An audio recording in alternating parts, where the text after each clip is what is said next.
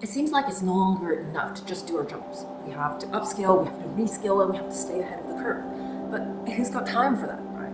And that's where meta-learning comes in. This was mentioned in the book Ultralearing by Scott Young, where he took 1 year instead of 4 years to go through the computer science curriculum at MIT. He took 3 months to learn Spanish, to learn Portuguese, Korean. It took him a month to learn how to sketch. He's taking what seems like lightning speed to go through things that people take 3 years, 5 years, a lifetime to learn. So what is he doing differently? One of the key differentiators is meta-learning. Meta-learning is different from traditional learning, right? We take out that textbook, we go through all the exercises.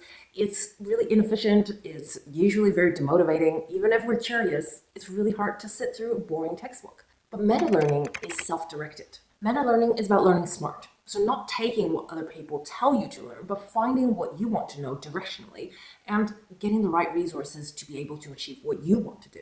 And the secret in meta-learning is, as the name suggests, it's about learning how to learn. And as we see with artificial intelligence and machine learning, meta-learning is a key to replicating that human intelligence. Think about it this way. There's deep learning, which requires large data set for the machine to learn. What are the patterns? But in real life, there's so many times when there isn't a big data set. So what do you do then? Well, you can leverage existing data sets that you've already learned. But instead of learning the content, you learn about how you learned this process and apply it to something that's structurally similar, but the content is different. In other words, we are extracting frameworks from our previous learnings and applying it to something new. This is, of course, directly linked to framework thinking, something I mentioned in this video and is a part of this channel. And if we think about it, we spend so much time learning in our lifetime. So why not leverage the things we've learned and extract the frameworks from them so we can more efficiently learn going forward? In Scott Young's framework, we spend 10% of our times focusing on meta-learning, especially the why, the what, and the how of meta-learning. So let's get into them. The why of meta-learning. Why do we want to learn this? At the highest level, there are 2 reasons. The first one is something very practical, or what Young calls instrumental. Say I want to learn quantum physics because I want to be a theoretical physicist. That's something very practical with a very clear outcome. But not all of our curiosities are so practical. Sometimes there's just a pure desire to learn something new. And Young calls this intrinsic. So say I'm interested in quantum physics, not because I want to be a physicist, but I think physics is just another form of philosophy. And I'm curious what quantum physics thinks about, let's say, time. The outcome here will be very different. And that is why we want to know why we want to learn. Too often, we actually create very strange expectations for ourselves because we don't think about why we're learning in the first place. Let me throw in another example, a classic Asian one. A lot of parents put their kids through piano when they're young, and they go through the curriculum of the practical grade piano exam. So it's a lot of focus on classical music, and there are certain pieces you have to play for different grades. But the goal for their children is not to become a professional, it's not to become a piano teacher. Right? It's to learn about the joy of music, to get a practical skill out of a musical instrument.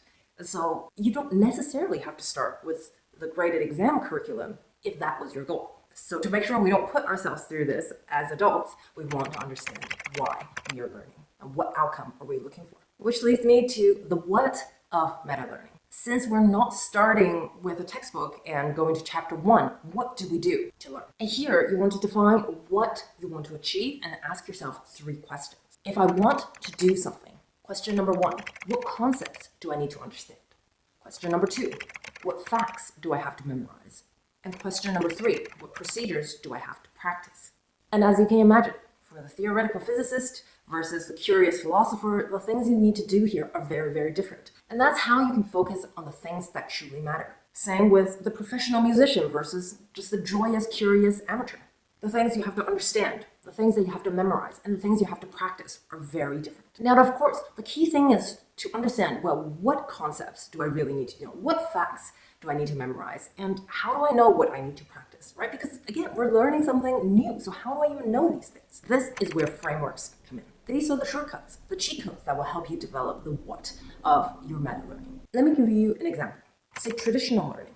It's like learning how to count from 1 to 10. And meta-learning is about taking what you know about 1 to 10 and extrapolating it to getting to 100, getting to 1,000, getting to 1,000,000. So how do you do that with frameworks? It's the difference between memorizing number 1 through to 10 versus understanding the concepts, the frameworks of, okay, there's addition. So when you add different numbers together, the numbers change. There is the framework of, let's say, order. Right? How do you order the numbers from small to big? And based on these concepts, how do you add on more concepts, right? Like multiplication. How do you get from 1 to 10 to 100?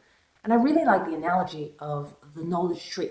I think Elon Musk is one who also refers to this, which is that you want to be able to come back to the trunk of the knowledge, come back to the first principles, something I talked about in this video as well. And once you know that, you just need to add on, or, as Charlie Munger says, create that lattice work of mental models and hang your knowledge onto it. So where do you find these frameworks, find these models? Well, that leads us to the how of meta-learning. Scott Young outlined 2 steps. The first one is benchmarking, figuring out the most common path to get to the outcome that you want. If you want to become a theoretical physicist, you have to get a degree, right? And there are courses that you must take. So all you have to do is look at the curriculum at a university of your choice and figure out what the path is. If you are that curious philosopher who wants to understand what time means, well, then take some Google searching. Maybe look at some YouTube videos, maybe look at some online courses, maybe look at some books to see how do people get from nowhere to understanding the concept of time. And unlike traditional learning, it's not as clear-cut. But the good thing is it's about exploration. It's about building your own way to an outcome that you want. It's like going on a treasure hunt, right? You know it's somewhere. How do you get there? And so you piece together different resources and start to go through them. Because remember, right, we're spending 10% of our time just to figure this out. It's not handed to us, and that's a good thing.